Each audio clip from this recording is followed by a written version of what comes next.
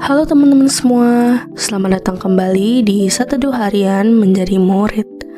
Nah, kalau kita kemarin bahas ulangan 16 ayat 1-17, hari ini kita akan lanjutin ke ayat 18 sampai 20-nya nih teman-teman. Kita akan membahas tentang pengadilan yang adil. Nah, seperti biasa, aku akan bacain dulu bacaan firman Tuhan kita untuk hari ini ya teman-teman. Ulangan 16 ayat 18 sampai 20. Pengadilan yang adil. Hakim-hakim dan petugas-petugas haruslah kau angkat di segala tempat yang diberikan Tuhan Allahmu kepadamu menurut suku-sukumu. Mereka harus menghakimi bangsa itu dengan pengadilan yang adil. Janganlah memutarbalikkan keadilan, janganlah memandang bulu, dan janganlah menerima suap. Sebab suap membuat buta mata orang-orang bijaksana dan memutarbalikkan perkataan orang-orang yang benar. Semata-mata keadilan, itulah yang harus kau kejar, supaya engkau hidup dan memiliki negeri yang diberikan kepadamu oleh Tuhan Allahmu. Ya, demikian teman-teman bacaan firman Tuhan kita untuk hari ini. Ayo sekarang kita langsung masuk ke renungannya guys. Nah guys, kira-kira ya, jika suatu hari terjadi perselisihan di lingkungan tempat tinggalmu, entah itu soal tanah, which is kemungkinannya kecil, tapi gak apa-apa, namanya juga membayangkan, ya kan? Atau perkara hutang, ini sih yang paling mungkin. Pernah ngalamin gak sih pas mereka butuh kayak semanis itu? Ada juga yang gak mau tahu, pokoknya pinjemin uang, gak peduli orang yang dipinjemin kondisinya gimana, yang penting dia perlu uang ya dipinjemin. Atau ya bisa banget berselisih soal bisnis atau soal fitnah, bisa juga soal ketidakadilan. Lalu orang yang menjadi hakim ternyata memihak orang yang lebih kaya, padahal orang yang lebih kaya itu terbukti jelas salah. Atau memihak teman dekatnya, atau menerima amplop supaya keputusannya menguntungkan salah satu pihak. Pasti rasanya menyebalkan ya. Kita semua ingin diperlakukan dengan adil. Kita semua berharap ada orang yang bisa menegakkan kebenaran tanpa memihak. Nah, inilah yang sedang dibicarakan Musa dalam bagian ini. Bangsa Israel sebentar lagi akan memasuki tanah perjanjian. Selama di padang gurun, mereka hidup sebagai satu komunitas besar yang dipimpin Musa. Ketika ada masalah, Musa dan para pemimpin yang ditunjuk dapat menyelesaikannya. Tetapi nanti ketika mereka tinggal tersebar di berbagai kota dan desa di Kanaan, keadaan akan berbeda. Mereka membutuhkan sistem yang dapat menjaga ketertiban dan keadilan. Karena itulah ayat 18 berkata, hakim-hakim dan petugas-petugas haruslah kau angkat di segala tempat. Musa memerintahkan agar setiap wilayah memiliki hakim dan petugas yang bertugas melayani masyarakat. Petugas-petugas ini dalam bahasa Ibrani disebut shoterim. Mereka berfungsi sebagai panitera, sekretaris, penasehat, dan pelaksana keputusan pengadilan. Dengan kata lain, Tuhan sedang membangun sebuah sistem yang memungkinkan keadilan ditegakkan dalam kehidupan sehari-hari umatnya. Namun Musa tidak berhenti pada struktur. Beliau langsung berbicara tentang karakter. Sebab masalah terbesar bukan kurangnya sistem. Masalah terbesar adalah hati manusia. Ayat 19 memberikan 3 larangan yang sangat tegas.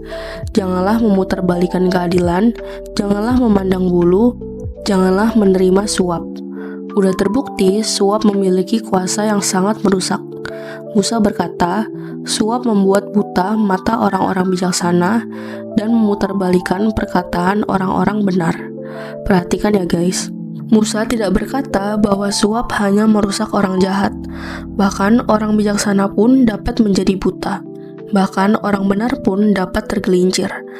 Ketika kepentingan pribadi mulai menguasai hati seseorang, keadilan menjadi kabur. Kebenaran menjadi relatif. Yang salah bisa terlihat benar, yang benar bisa terlihat salah. Karena itu, Musa memberikan perintah yang sangat kuat pada ayat 20. Semata-mata keadilan, itulah yang harus kau kejar. Dalam bahasa aslinya, kata keadilan bahkan diulang 2 kali. Secara harfiah dapat diterjemahkan keadilan dan hanya keadilan. Artinya, keadilan tidak boleh menjadi pilihan kedua. Tidak boleh dikompromikan, tidak boleh ditukar dengan keuntungan pribadi, tidak boleh dikalahkan oleh relasi, kekuasaan, ataupun uang. Mengapa keadilan begitu penting? Karena Israel adalah umat yang hidup di bawah pemerintahan Allah yang adil. Mereka dipanggil mencerminkan karakter Allah dalam kehidupan sosial mereka. Bangsa-bangsa lain mungkin dapat hidup dengan korupsi, suap, dan ketidakadilan, tetapi umat Allah dipanggil hidup berbeda. Menariknya, janji yang diberikan Musa sangat sederhana, supaya engkau hidup dan memiliki negeri yang diberikan kepadamu oleh Tuhan. Kehidupan yang sehat sebagai umat Allah tidak hanya ditentukan oleh ibadah yang benar, tetapi juga oleh keadilan yang ditegakkan dalam kehidupan sehari-hari. Allah peduli terhadap mezbah, tetapi Allah juga peduli terhadap ruang sidang. Allah peduli terhadap doa, tetapi Allah juga peduli terhadap keputusan-keputusan yang dibuat oleh para pemimpin. Guys, kalau kita perhatikan lebih jauh, bagian ini bukan hanya berbicara tentang hakim. Bagian ini berbicara tentang tanggung jawab setiap orang yang menerima peran tertentu dari Tuhan. Ada yang dipanggil menjadi pemimpin, ada yang dipanggil menjadi hakim, ada yang dipanggil menjadi guru, ada yang dipanggil menjadi pendeta, ada yang dipanggil menjadi karyawan, ada yang dipanggil menjadi orang tua, ada yang dipanggil menjadi pelayan Tuhan. Setiap peran memiliki tanggung jawab yang harus dijalankan dengan integritas. Karena pada akhirnya, kita bukan hanya bertanggung jawab kepada manusia, kita bertanggung jawab kepada Allah. Ketika kita membaca bagian ini dalam terang perjanjian baru, kita melihat bahwa Yesus Kristus adalah hakim yang sempurna dan adil. Di dunia ini, kita sering melihat ketidakadilan. Kadang orang benar menderita, kadang orang jahat tampak menang. Tetapi Alkitab mengajarkan bahwa suatu hari Kristus akan datang sebagai hakim yang sempurna. Beliau tidak dapat disuap, beliau tidak memandang muka, beliau tidak pernah salah menilai. Dan yang lebih indah lagi, hakim yang adil itu juga telah menjadi juru selamat bagi kita. Di kayu salib, Yesus menanggung hukuman dosa yang seharusnya kita terima. Karena itu, orang percaya dipanggil untuk hidup dalam keadilan, integritas, dan tanggung jawab sebagai respon atas anugerah yang telah mereka terima. Ya, jadi demikian teman-teman renungan kita untuk hari ini. Sekarang aku mau ajak kalian untuk merefleksikan nih guys. Yang pertama, right thinking. Allah adalah Allah yang adil dan benar. Ia menghendaki umatnya mencerminkan karakternya melalui kehidupan yang menjunjung keadilan, kejujuran, dan integritas. Setiap peran yang Tuhan percayakan kepada kita adalah panggilan yang harus dijalankan dengan tanggung jawab di hadapannya. Lalu yang kedua, right feeling. Biarlah hati kita dipenuhi rasa hormat kepada Allah yang melihat segala sesuatu dengan sempurna. Pada saat yang sama, biarlah kita memiliki kerinduan untuk hidup jujur dan benar, sekalipun tidak ada orang lain yang melihat. Lalu yang ketiga, right acting.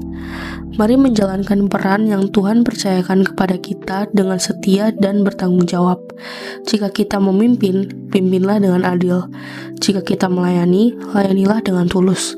Jika kita bekerja, bekerjalah dengan integritas. Lakukan semuanya untuk kemuliaan Tuhan. Nah, lalu pertanyaan reflektif untuk hari ini ada 4 nih guys. Yang pertama, apa yang kamu pelajari tentang karakter Allah dari perikop ini? Lalu yang kedua, mengapa Tuhan begitu menekankan keadilan dalam kehidupan umatnya? Lalu yang ketiga, adakah area dalam hidupmu di mana kamu sedang bergumul untuk hidup jujur dan berintegritas? Lalu yang keempat, apa peran yang Tuhan percayakan kepadamu saat ini? Dan bagaimana kamu dapat menjalankannya dengan lebih bertanggung jawab? Seperti biasa, teman-teman boleh jawab sendiri, atau kalau mau komen di bawah jawaban kalian juga boleh banget ya guys. Ya, jadi segitu aja satu kita untuk hari ini. Sekarang aku mau pimpin kita dalam doa penutup ya teman-teman. Teman-teman, mari kita berdoa. Tuhan, terima kasih karena Dikau adalah Allah yang adil, benar, dan tidak memandang muka. Tolong aku untuk menjalankan setiap peran yang Dikau percayakan kepadaku dengan penuh tanggung jawab dan integritas. Jauhkan aku dari sikap yang tidak jujur, dari keinginan mencari keuntungan diri sendiri, dan dari segala bentuk ketidakadilan. Ajarku untuk hidup setia di hadapan-Mu dan menjadi saksi Kristus melalui setiap tugas yang aku kerjakan. Dalam nama Yesus aku berdoa. Amin. Tetap semangat guys, Tuhan Yesus beserta kita. Thank you for watching and see you in the next video. Bye-bye.